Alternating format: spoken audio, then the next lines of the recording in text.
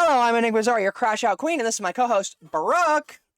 Riley hates me. And we are your Crashout Queens. I'm gonna actually text my dad right now to be quiet, because I'm recording a podcast. Yeah. Anyway, viewers, it's just us now. Riley's gone. They'll be Riley's on gone. camera for the That's rest of the episode, but they're just not gonna say anything. It's gonna be a Brooke They're not gonna episode. say anything.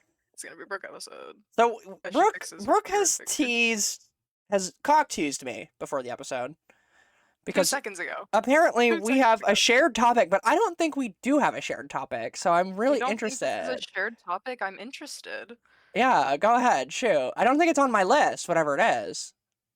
Rapture. The Rapture. I don't have that on my list, actually. That's so Rapture. funny. Riley, the Rapture. I just completely forgot about it. You know what's actually so funny about the Rapture? So if you don't know, viewers, I'm sure you do, but for those who don't know, there was a TikTok trend of, like, a bunch of Christian people, which, like, we'll get into it, I'm sure, because religious psychosis is on the rise. Is on the rise. And this is proof of it, where basically a bunch of people believe that the rapture was going to happen.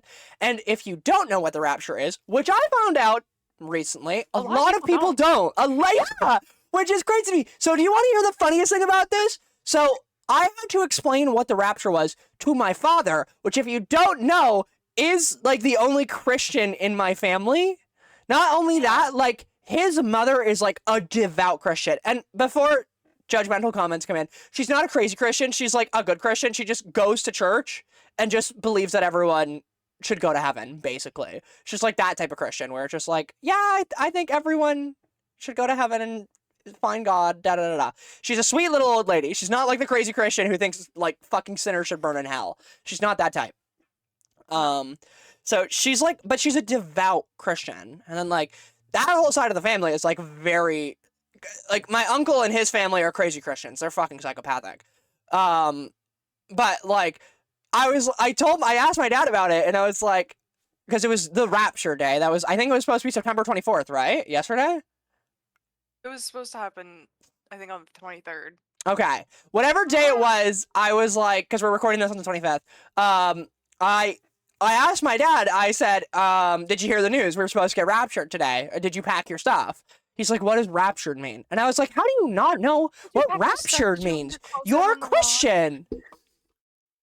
And then I had to explain it to my high school friend who went to a Christian school with me, a Catholic school, nonetheless. Yeah, the coworker I had to explain it to, she immediately, as soon as I mentioned it, she went, don't say that, don't put that into the universe. And I said, girl, the rapture's not gonna happen. Yeah. So what are your thoughts on this whole rapture talk situation then? You think I have a lot of insight, which I probably do, but... Well, because you have probably more than I do, because I didn't even know people, like, I didn't know any, like, much about it. I knew what it was. Yeah. Right? But, like, the fact that people were so adamant that it was gonna happen, and then the fact that people were, like, giving their kids away, and people, like, their sold their cars. Yeah, my favorite TikTok of it all was the day after the rapture. I got this lady on TikTok that's like, to the man who sold me their car yesterday, you're not getting it back. There's no takesy backsies. It's my car now. There's no takesy backsies.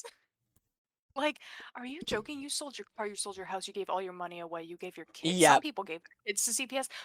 You don't think your kids are gonna get raptured? I'm gonna be real with you. I don't believe that. I don't believe people gave their kids away. I think that's... I don't know about that, but, like, I think who in their right mind doesn't think their kids are gonna go with them?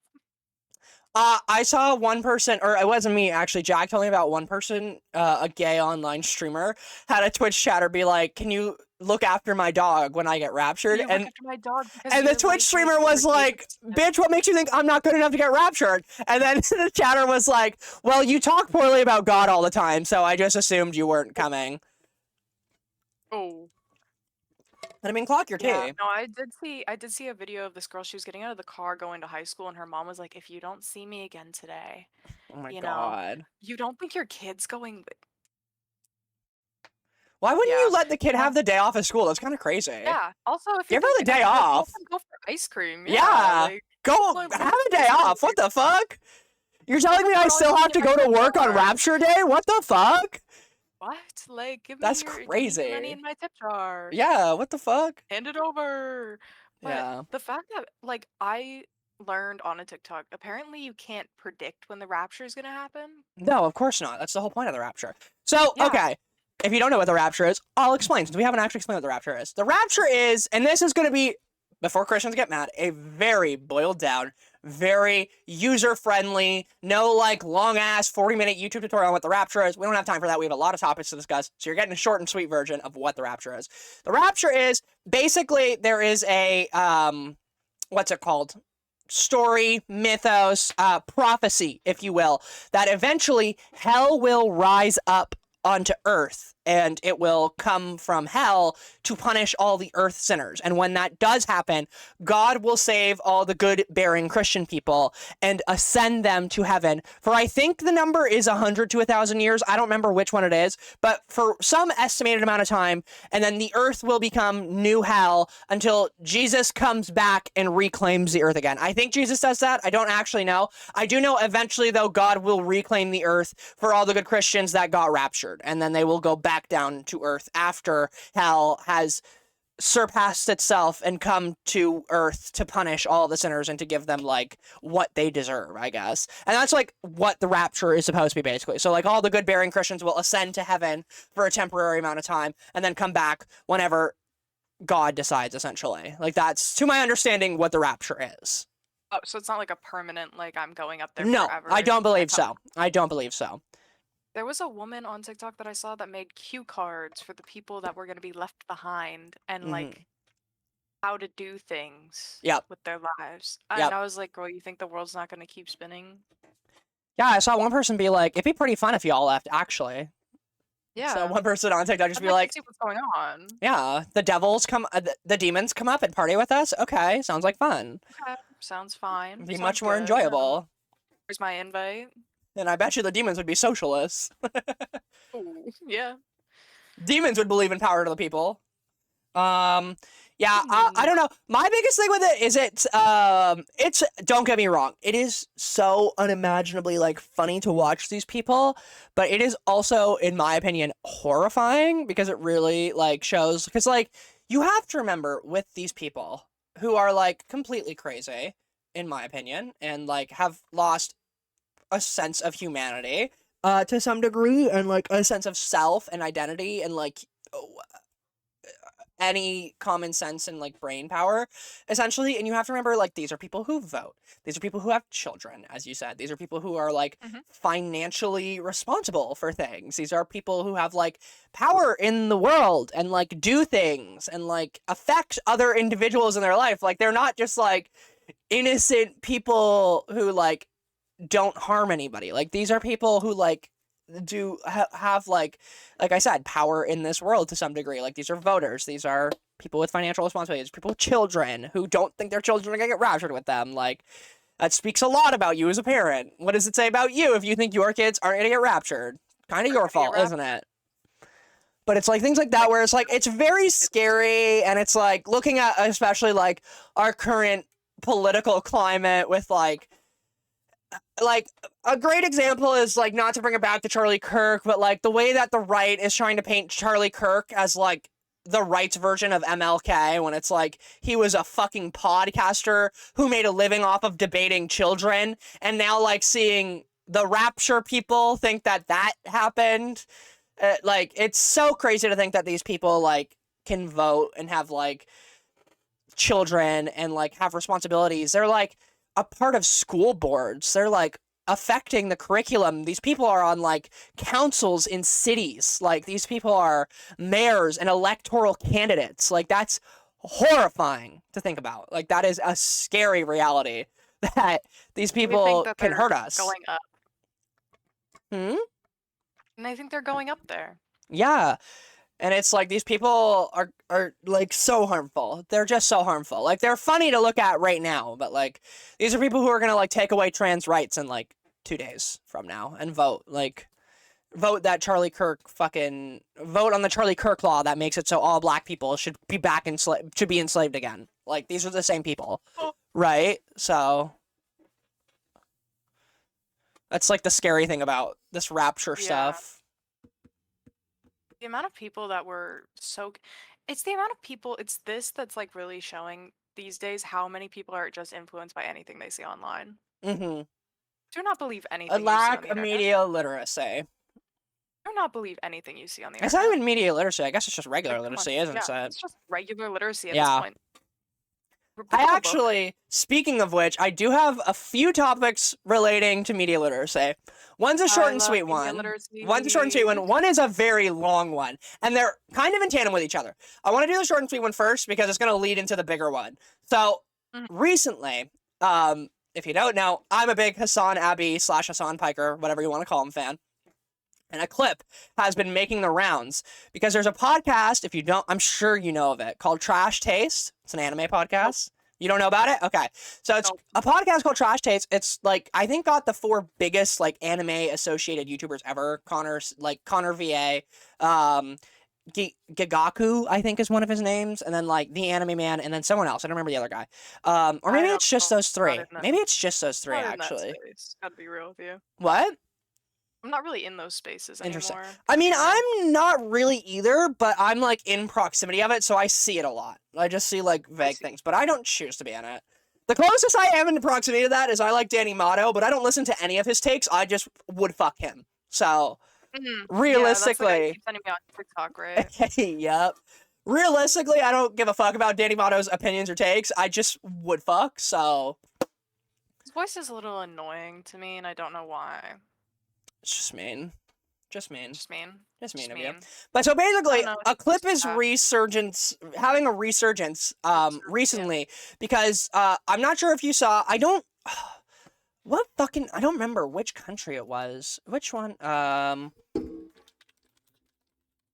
Revolutions. Which one was it? No, it's not that one. Recently there was a revolution staged in a country that I can't remember which one it was right now, and I'm so sorry that I can't. But one of the things that they did in this revolution was the people used the Monkey D. Luffy flag, the pirate flag from One Piece, as like a sign of like revolution and stuff. And it's really interesting because it brought up the concept of, if you don't know, I don't even watch One Piece as an FYI, so I don't. No, neither do I. So do not expect me to have a deep thought about One Piece. But one thing that I do know about One Piece, it's a very political show. It's very politically charged. It's all about like it's all anti-government. It's all about being like pro the people, and it's all about power to the people and anti like slavery and a lot of things like that. It's very political basically.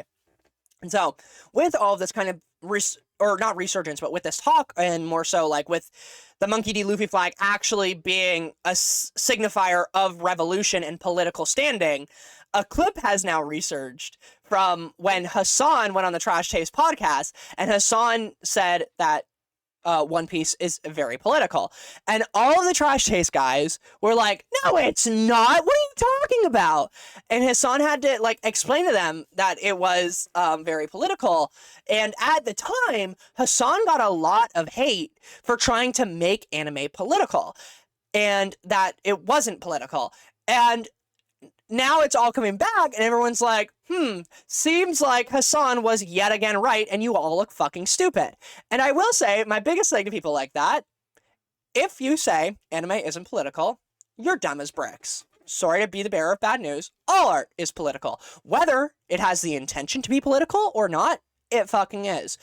Every single piece of media is political. Everything reflects a political opinion. Whether you want it to or not, it does. That's just the thing about art.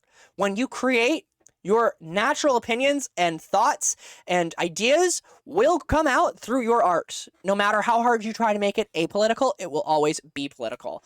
If you look at all the most recent big hitters, they all have some sort of political understanding and idea.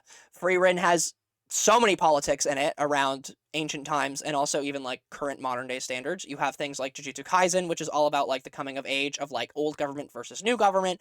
You have like Bleach being an entire series based on like overthrowing old ideologies and such, and like rephrasing and retraining what it is. Naruto, one of the biggest anime of all time, is an entire commentary on like how war doesn't solve any conflict or any issues and is always the worst resolution, and how war is a bad thing. Anime has always been political and politically charged, right? It's an art form. And so absolutely. It was explained to some guy that Attack on Titan was pushing a message, and that was embarrassing. That was another one. Attack on Titan is another great example of like very politically charged. There is no realm in which Attack on Titan is meant to just be art, or is meant to just be seen without a political lens. It's very much meant to be political. Especially crazy because Attack on Titan was also misunderstood for most of it. Everyone thinks that Eren Yeager was right, and that is just simply not the point of Attack on Titan. But that's the fucking man that I had to explain that Attack on Titan was political and had a message, and he was like, Eren was right, and I was like, okay. Yeah, I knew media literacy was dead when everyone thought that Eren Yeager was correct in trying to kill the entire world. I was like, oh my fucking god, this is why I don't want any of you to vote, because you think that because someone wronged you, you should just kill the entire world. Holy shit. But this leads me into... One person did something to me. Yeah, this leads me into my pretty big topic of the week, my Crashout topic of the week, if you will, which is about one of the members of this podcast episode, which is a part of the clip that researched, and his name is the Anime Man, and the Anime Man made a video, and the best part about this, I did my due diligence, and I watched the entire 24-minute video, because I kept hearing about this video, and at first I wasn't going to make this a topic at all, because I don't care about the Anime Man, and I don't really care about, like, the general ethos of anime fandom. I don't take part in it. I watch anime and I enjoy it and I stick to my own opinions and I don't mind it 90% of the time, because everyone and their mother just like only cares about like cool fight scenes or like doesn't understand narrative importance, and like I said, lacking of media literacy, and it's 9 times out of 10 pointless to have a conversation about anime with most people in the anime space. So I just tend not to get involved. But a lot of people were calling out the Anime Man for a really bad take he had in a recent video. And specifically, what made me want to watch his video and see how bad the take was his response to people. His response to people was that, guys, quote, "We're talking about cartoons. It's not that deep. It's not that deep." And I'll admit I'm biased, because every time an influencer has said it's not that deep, it has always been, in fact, that deep. And it's always been way more... It's always been underplayed by the influencer when they fucked up.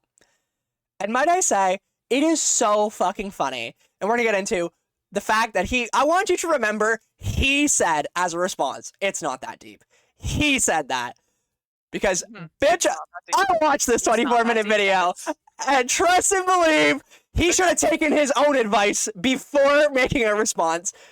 So, basically, this video, the premise, is talking about this concept, I guess, that has popped up in the anime fandom called anime tourism, and anime tourists.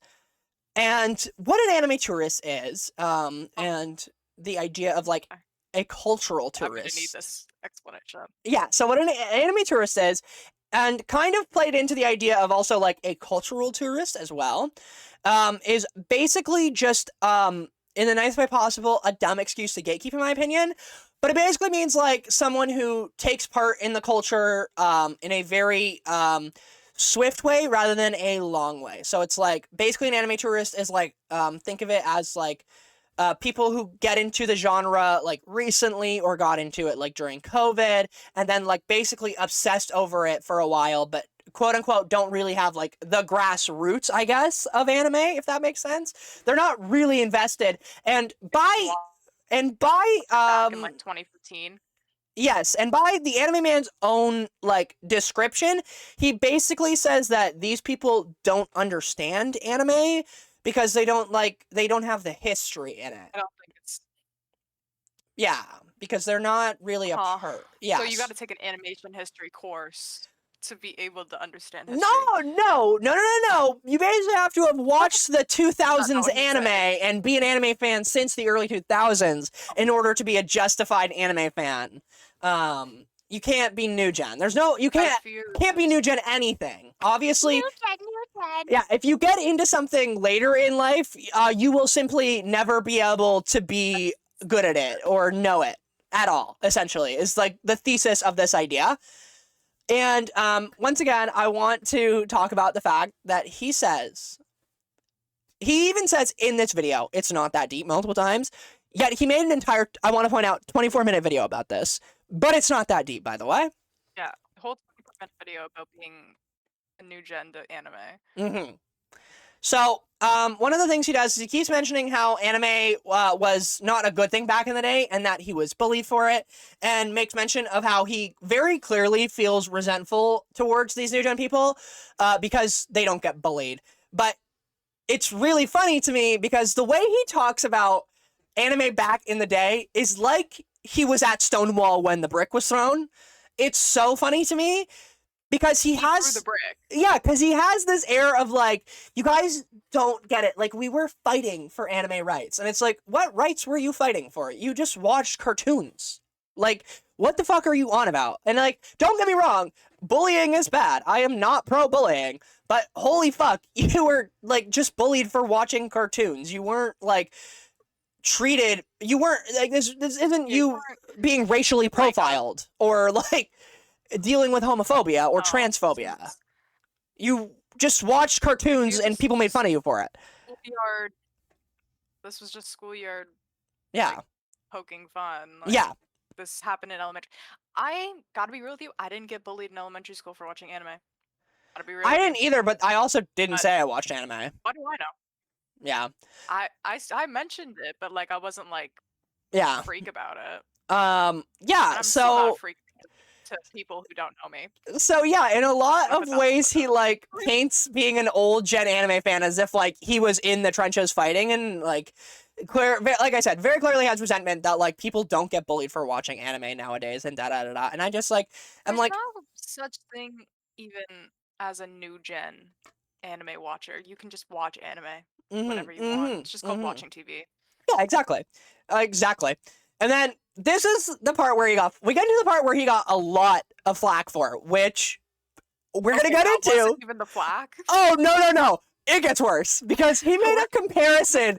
He made a comparison to what it's like to be an old gen anime fan now with the new gen anime fans, and that comparison was, he said, with this new generation of anime fans, it feels like the Columbus era of America, where he compares original anime fans to being indigenous people and the new anime fans being Columbus, because they're taking over what was once theirs, and like that's just not fair.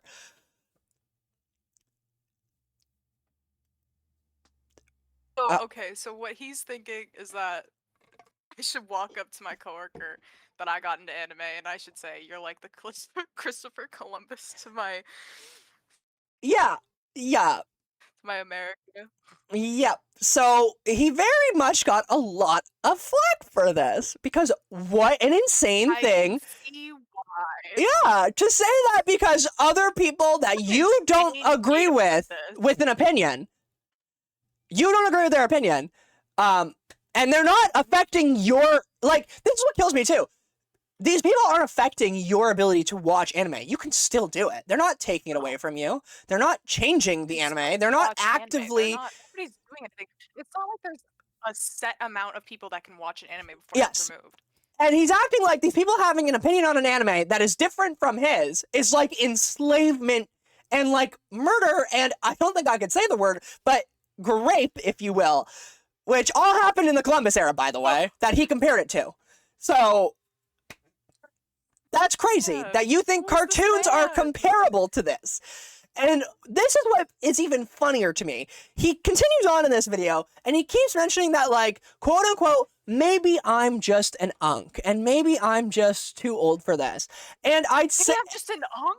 And I think it's really interesting, because I actually think it's so funny that he's actually, like, spot on the nose with this comparison, since the way he's talking to me sounds like when you talk to your grandparents about immigrants, but it's about fucking cartoons. And I say this because, firstly, my grandparents are wrong about immigrants. They think they're taking jobs. They think they're doing bad things. They think, like, immigrants are, like, the evil in the world, right? All old people think that, like, immigrants are bad, right?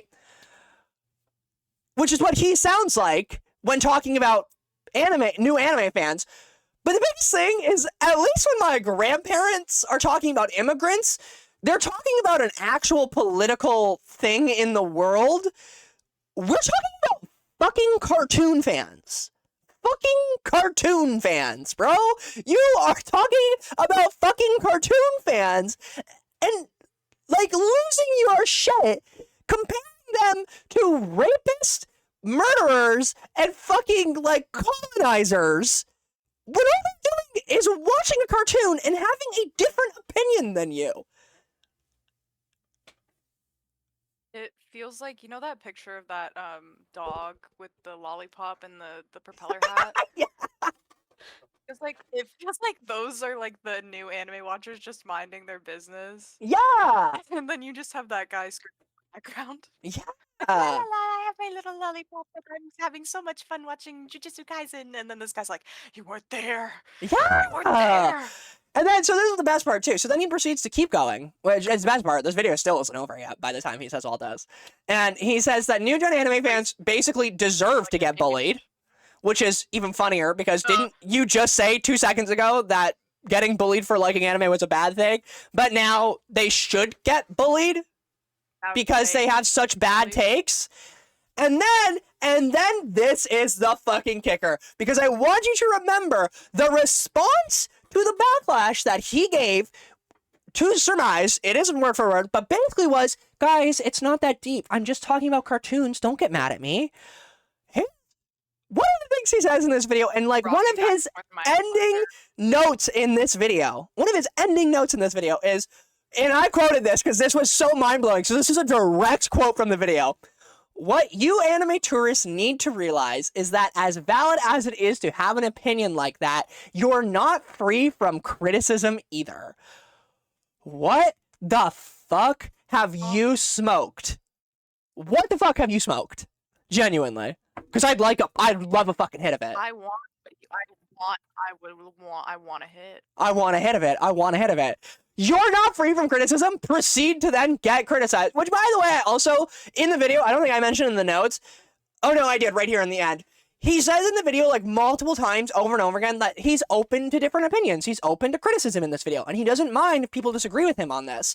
But then when people openly fucking criticized him and said, this was a really bad video, you should not have made this. This makes you look like an actual piece of shit. He doubles down and is just like, it's not that deep, guys. Like, you're taking it too personal. Like, get over it.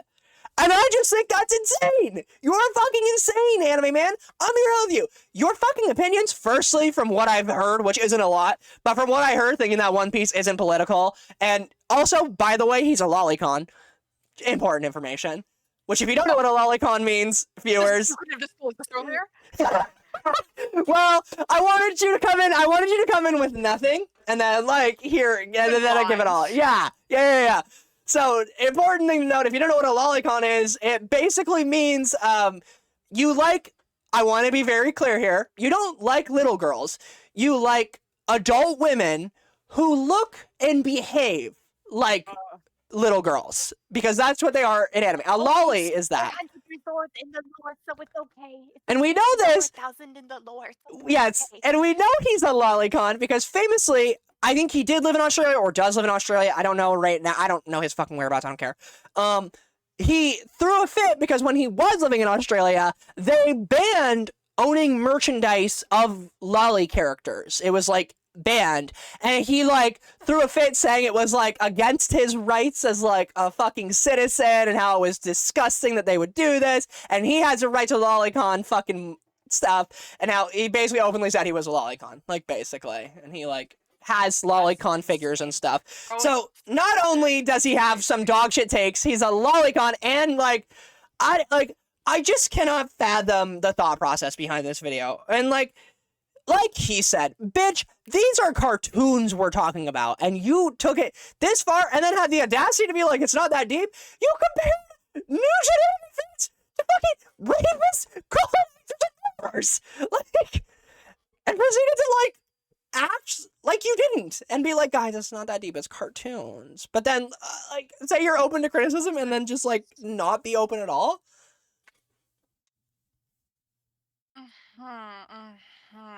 Yeah. So what are your So what I'm thoughts? getting is that he's a man. Yeah, of course. So he's a man.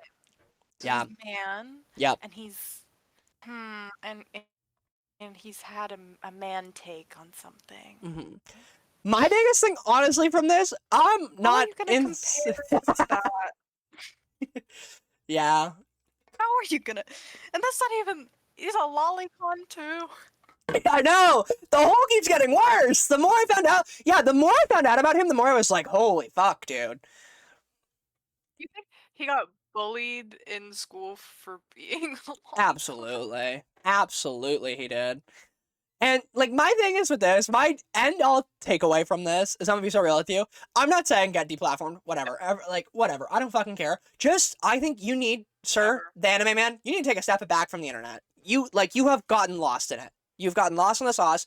Your perception of reality is actually skewed. If you think any of that makes sense or any of it like you think that you are justified or vindicated in anything that you said in that video and like you don't think that the criticism of you talking about the Columbus era and new gen anime fans isn't valid, like I think you're lost in the sauce. I think you are like actually clinically chronically online, and I think you need to take a step back and you actually unironically, I know it's thrown around a lot, but like go outside, touch some grass, hang out with your family, like I don't know, hang out with your friends, talk to people about things that isn't like internet anime, please. Like you need to step back. You just need to Honestly, for your own health and like for your own have sanity. like a normal, Yeah, like have like a normal person conversation. yeah. It's like this is what I fear about like if I ever take off internet wise, I fear losing real human self. Like when some of these people get famous and they just like lose all perception of what the world is, what it's like to like be a human, and it's like Jesus Christ, like some of these people just like need to take the day off of like streaming and making videos and TikToks and need to go like work at Starbucks as a barista for a day. And I think it would give a whole fucking sense of perspective to them. Like it is insane. Honestly, come do my job and I'll go do yours. It'll be Yeah. fine, guys. Like, oh my God, I don't know how you get lost in the sauce that hard. But yeah, that's my crash out this week. Yeah.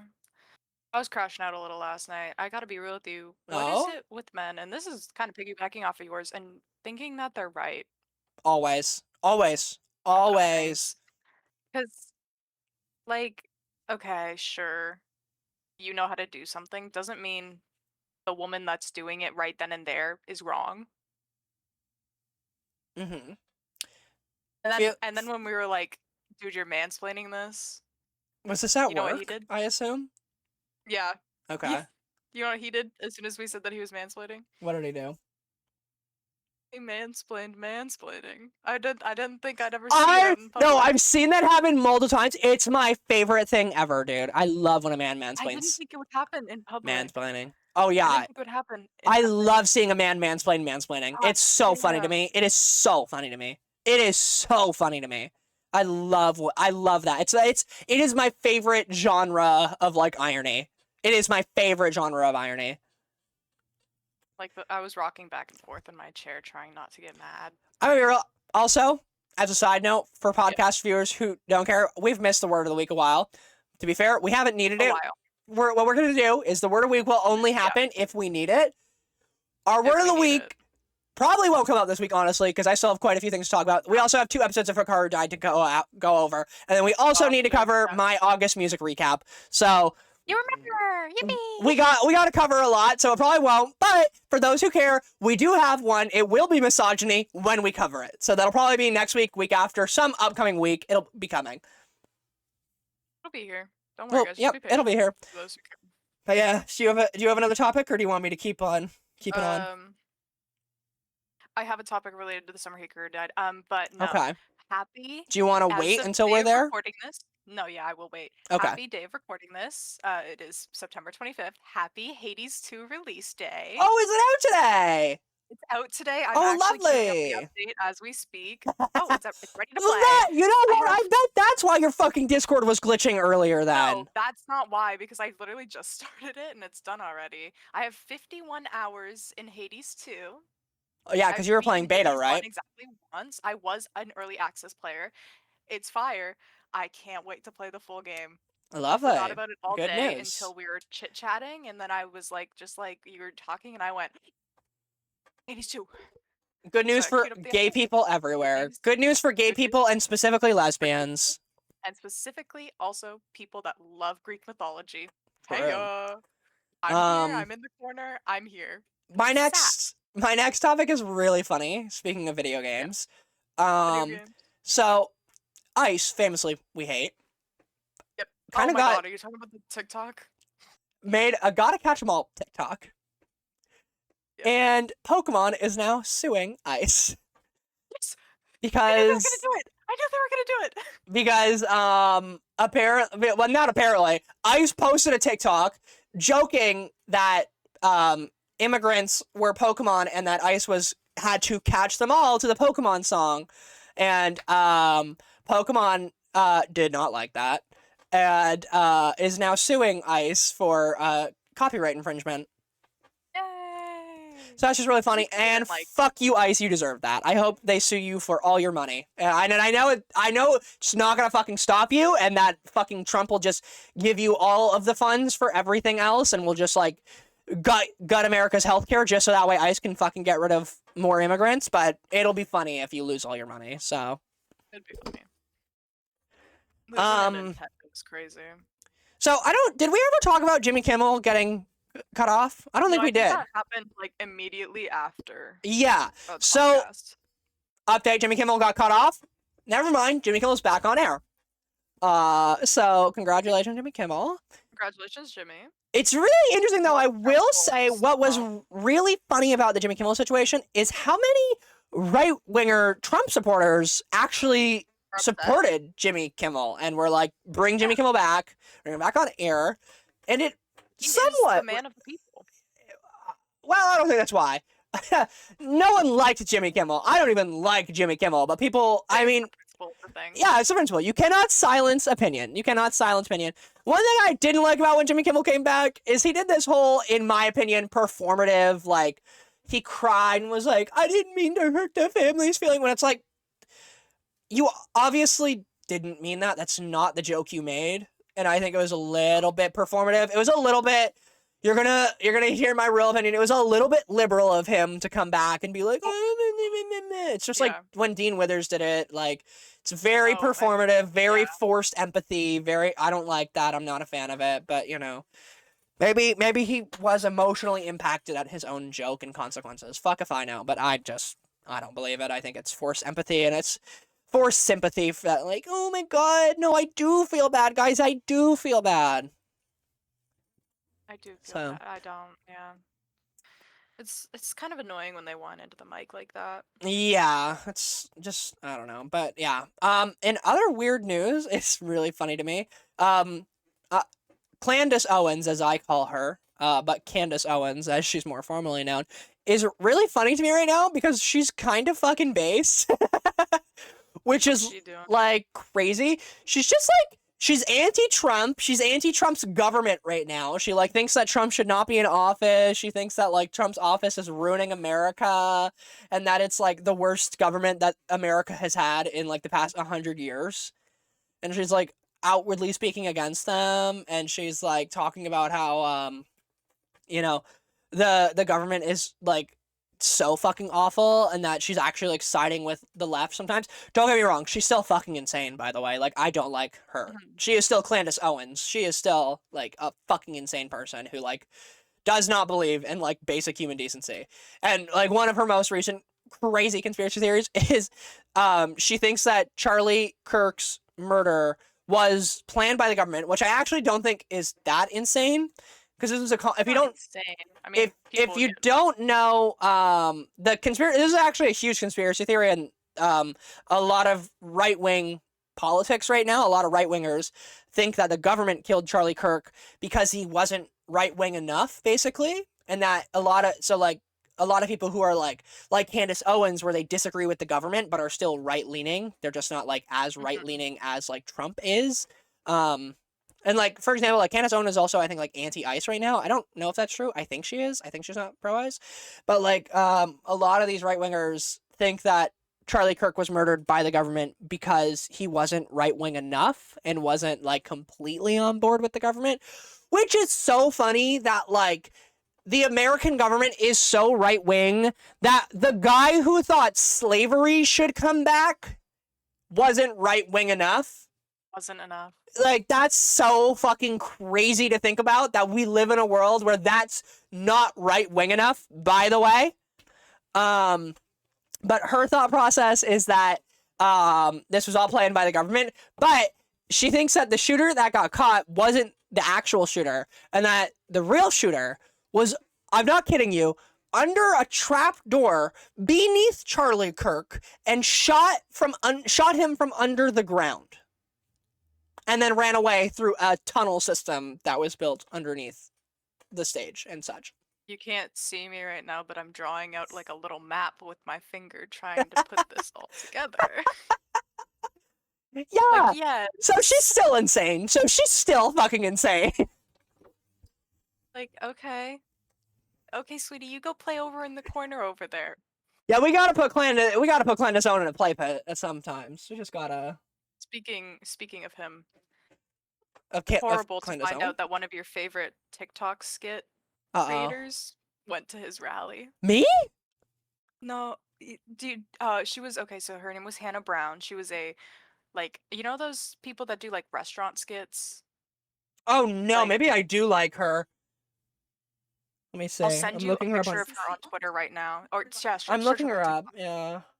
I think it's Hannah Brown, or something like that.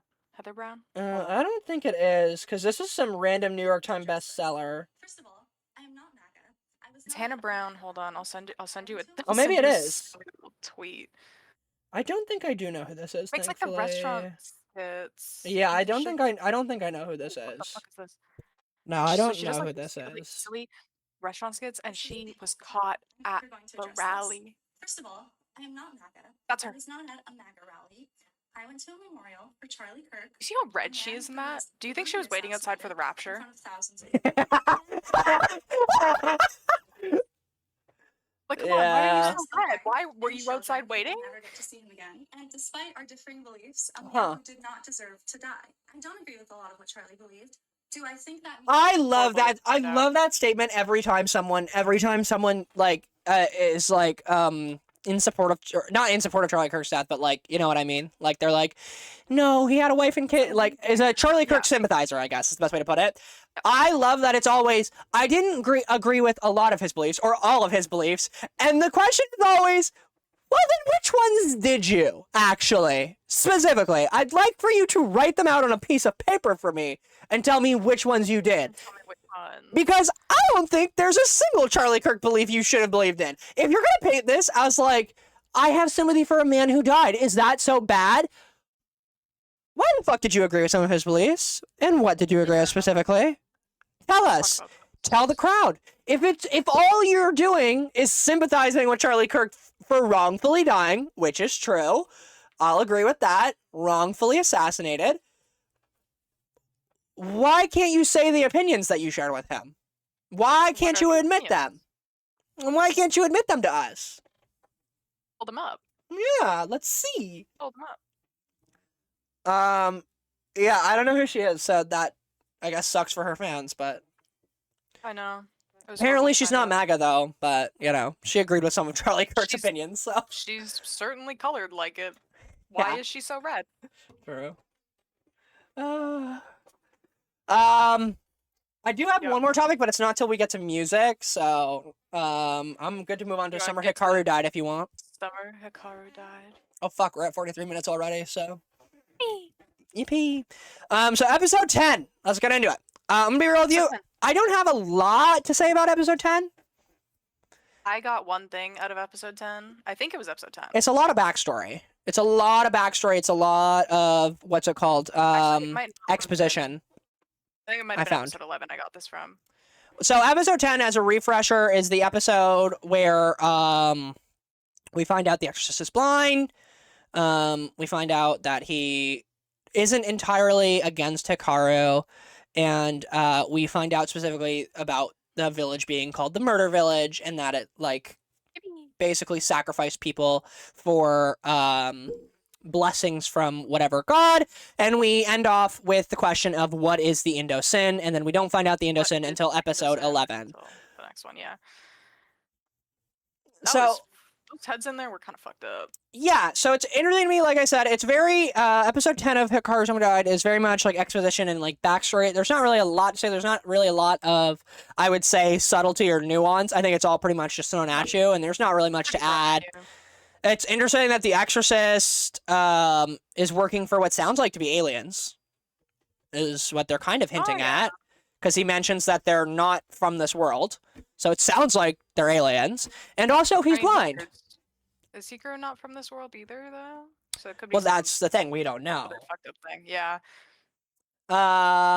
Interesting thing that also... No hamster. Another interesting thing about the Exorcist, he claims to be on humanity's side, but he also kind of implies that his agency isn't. So that's an interesting question to be asked. And then, like I said, we found out it's the murder village. The villagers would sacrifice someone in order to give to the gods. Oh, is my mic not fucking working? Oh my god, hold on, I think my mic unplugged. You sound like you're working. I don't think it was picking up in Discord. Oh, no, it's you. Thank God. Okay. It was you. You just weren't talking. Yeah, I was looking at your audio, not mine. You just weren't talking, Thank so. God. Yeah, I would have killed myself. Yeah, I would have killed you too. I can't control it. Tech issues are not my fault, by the way. Anyways, we found out it's the murder village. We found out the villagers would sacrifice people, elderly, sick people, etc., for prosperity harvest and to save the disease. And we find out that specifically heads are sacrificed in this village. The heads of dead people. And we end off, what is the Indo curse? That's really all I have to say about this episode. Indo family secret, and what is the sin? Do you have anything else? I was like, yeah, I think I would have been mad if I watched this when it first came out instead of just having another episode. I was pissed. I think I told you. Yeah, I told you that last podcast episode, right? I told you I was like, this fucked me. I did get my coworker into the summer Hikaru died, and she did text me the other day. And she sent me an 11-second voice note that was just basically, okay, I'm starting the summer Hikaru died. If you're wrong about this, I'll kill you. And then I proceeded to get another text that said, you told me this was BL. You didn't tell me it was doomed. And I said, girl. It's called the summer Hikaru died. Yeah, what did she expect? What did you expect? And she goes, I don't know. Oh my god, that's so She goes, funny. I will be talking to you about this when I see you next. And I said, okay, bitch. Works for me, yeah. Absolutely. Come pick up a shift on Sunday and come see me. So on to the next episode, episode 11. Next episode. I have a lot to say about this episode. I have so much to say about this episode. Firstly, Yoshiki is a monster lover and has a fetish for monsters. Now it all makes sense. It all tracks. It all tracks. It's like, that's crazy that they included that. They're like, we're really gonna send this home. We're really gonna not be subtle about this at all.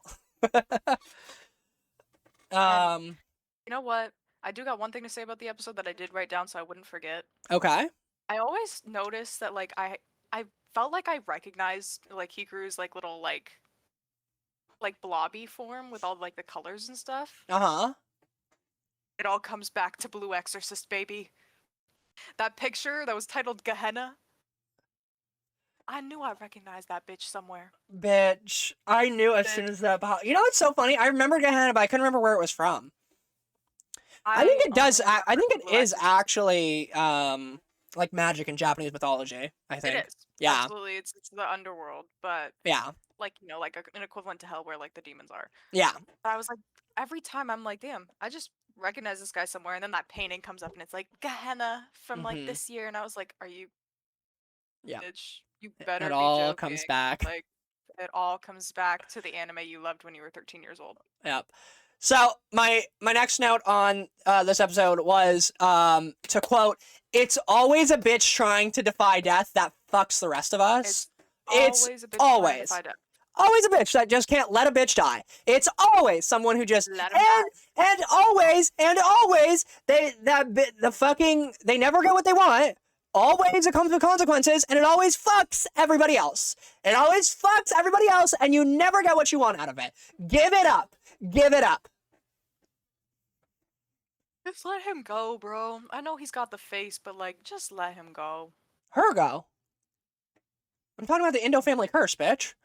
Oh shit, yeah, let her go. What are you talking about? I'm talking about Yushiki. Oh no, I'm talking about Yeah, I'm Out of talking here, about the go. Indo family curse. Yeah. I'm like, you The fucked Indo us all. family actually can't let anybody go. I think that's the curse. You're doomed to love that one person. Yeah. Get the fuck out. So Also, actually, let that bitch go. transitioning into the dad's backstory now. Quote, Oh. I want to marry this girl in front of his soulmate is fucking disrespectful. Is disrespectful. That's just hateful. I like that every single like Indo family man looks the same. Yeah. Yeah, the Indo family genes are strong in that family. Strong They as said, fuck. you're gonna have a baby? Boy, first of all. Second of all, white hair, gray eye. Take Yep. it. Take it. Don't I even also take it. found it really funny with Yoshiki and his dad talking that you need your fucking kid to tell you to work on your marriage. Like, get it the I fuck should talk to your together. mom more, shouldn't Yeah, I? get it the fuck together, bro. Lock in. Lock the in fuck to it. in, dude. This family is falling apart. We need you to start doing something here. Yoshiki is fucking a monster. Look what you've caused. Your daughter doesn't go to school, and your wife doesn't know what the fuck to do with you. Lock the fuck in. Lock the fuck in. Coming home and reading a book in your office is not gonna help anybody. We need you to lock the fuck in. He's so me-coded. Yeah, you'd be a terrible husband. Oh yeah. I'm just gonna go read in my study real quick. So do you have any other things, or do you want me to just go off my list and then you just add in? Do you have more on your list? Oh, we're into the big I'm part. just waiting. I'm just waiting for the next episode. I have so much. Oh no, I have so much now. Okay. Okay. So Hikaru finally loses control, and we see him accept that he is a monster. Not too different from other impurities, but it brings in the question of the idea of, like, I find nature versus nurture in the situation, because Hikaru clearly is reacting out of instinct and impulse, not intent or, like, any sort of, like, actual wish to harm others. He actually very clearly, specifically doesn't want to harm others anymore, and he feels bad about all of his actions. So can he actually be blamed for what is happening, and should he be punished for his actions, even though he's not committing them willingly?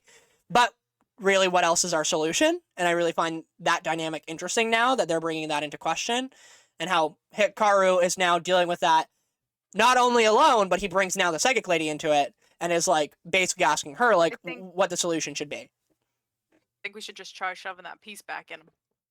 So what? It's gonna stab you. Let's just try shoving the piece back in. That's true. We haven't tried it yet. We haven't tried it yet. Just put it back. Put that thing back where it came from, or so help me. Then at the end of the episode, we get I loved the focus on the psychic lady. I really love the psychic lady. I really hope we get more of her. I am such a fan of her, and I really like that she is just, like, basically an older Yoshiki, and, like, she's trying to help prevent what happened to her as best she can. Interesting. I still can't tell if her son is dead or not. Still don't know. I think, well, her daughter came back at the end of the episode, right? I don't think that's her daughter. Who the fuck is that then? I think that's the woman on the other side of the phone with the exorcist. I see. I saw, I don't know if you were the one that told me this or if I saw it on the internet, but there's a theory that the exorcist guy is her son. Oh, no, I didn't tell you that. That's actually not a bad theory. I don't hate that theory. I think that's the reason why I think that is the woman on the other side of the phone is because, firstly, she's wearing, like, a suit similar to the exorcist. She also, the psychic mentioned that she knows the company. She has explicitly mentioned, and not only that, she has mentioned that she basically, like, doesn't want them coming around and is, like, cautious of them and nervous of them, basically. She does not fuck with the company, and she knows that the company is bad. So I think it's that person. I think it's the person on the other end of the phone, because this company clearly has a very vested interest in Hikaru, and clearly the exorcist is not trusted by the company, especially in the thing of Hikaru. It feels like he's specifically looking for what Hikaru is for his own personal reasons, not for the company's end, and it seems like the company knows that. So I think that's her, and I think that's why her face looked, like, scared and nervous when it panned back to her face when she opened the door. I think it's the girl on the other end of the phone. It could be her daughter, and maybe she's just shocked, but I think it's the girl on the other end of the phone. I can't wait to find out who it is. Third option. Oh, yeah? Both. Oh, that's true. It could be. Yeah, that's true. That'd be crazy if it was. And then I we're should go buy a lottery ticket if I'm right. we're getting into yeah, you should. We're getting into Enigma Bazaar's fucking overreading and overanalyzing of queerness in the summer Hikaru died. Did we not already just go through that? No, because now we're like, I'm talking about like the symbolism and stuff more so now. I see. Yeah. So, in relation to queerness, this episode opens up a lot of different subject matter, with the fathers both being / having and representing a similar closeted queer dynamic to their children, and representing almost trauma that is passed on from one queer generation to another, resulting in now both their children being unable to be their genuine, authentic selves because they could never be their true, authentic, genuine selves, and that now punishes their children. I carry the sin that was my father's, if you will. Yes. I really enjoy that. I think it's really interesting that the fathers both kind of had that queerness to them, and now it's like passed on to their children. And then in regards to Hikaru and Yoshiki, we've talked about it before, but it's like really, really, really becoming a huge part of the series, where we're seeing this dynamic that was originally Hikaru was the openly queer individual and was like more comforting of Yoshiki being closeted, being switched, and now we have Yoshiki accepting his queerness and being more comfortable with his feelings to Hikaru and themselves and the monster within, quote unquote, the queerness within. And we see Hikaru like falling into the trope of like the queer monster, and how being an openly gay man has now villainized him after finding out what he is. He is questioning that self, and he is questioning like his identity and his actions, since they are viewed as monstrous by the village and by everyone around them. He looks to get help, but no one can help him but himself, as we see with the psychic lady. Yep. And then I said it's just really interesting and then I said one of the other interesting things that I really like that they brought up is the idea that like it almost seems like Hikaru was supposed to be the main character of this show, but it ended up being Yoshiki, and that concept. I like it when they do that. Oh no, I like it a lot. I'm a big fan of it. And how the original Hikaru will forever haunt the narrative in so many ways, in like lost potential, in like the way he should have been the main character, in the very like plain and queer relationship him and Yoshiki had, in the Indo family curse, in like so many different ways, in the new Hikaru now trying to live up to the old Hikaru. The old Hikaru is like always going to be this like cemented part of the narrative that will never leave. And I find that when I'm in a haunting the narrative challenge, then Hikaru is my yeah, bitch. I don't know of anyone who's beating Hikaru in the original Hikaru I don't and know if haunting the anyone's narrative. beating Himmel or Hikaru. Hikaru beats Himmel. Do you think? I think so. He totally does, because the body's still walking around. Yeah. Corpse is still fresh. Yeah, I think Hikaru beats Himmel, unfortunately. Don't get me wrong. Himmel fights hard for that place. Himmel fights hard for it. But both haunting the narrative, but I think the warm corpse is still up there. Yeah. So I'm done now. I'm ready for the music. August recap. I'm booting it up. August. Okay. Leve, save me, Leve. I want you to take a guess at what you think I see on my screen. My screen has the top artist, the top song, and the top album, and I want you to guess what's there. Conan Gray. Uh-huh. Doctor Wishbone. So top artist is Conan Gray with 6,210 minutes. Okay. The next highest artist is Gigi Perez at 967 minutes. After that, it goes Doja Cat, 733 minutes. After that, it's Beyonce, 698 minutes. Then it's finally Billie Eilish with 679 minutes. For top song, it is, in fact, Actor. With a total of 591 plays in August. Wow. How did I know? Which, so funny, you also have to remember, this isn't all of August. This is August 15th. This was halfway through the month. I only had half a month to get Conan Gray up there. And bitch, I worked. Then it's Gigi Perez, Please Be Rude with 270 listens.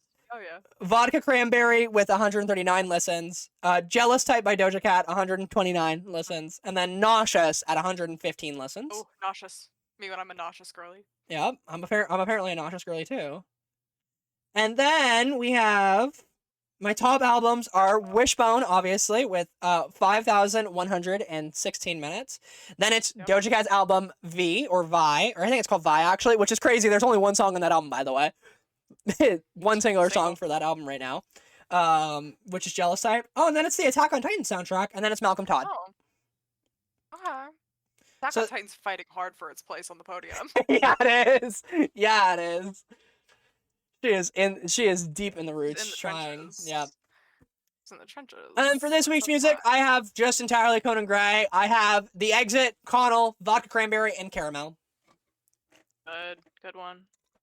What are your songs of the week, darling? Leve, Save Me Leve. Leve. Too Little Too Late, Forget Me Not. Are these all And then Leve I got- songs?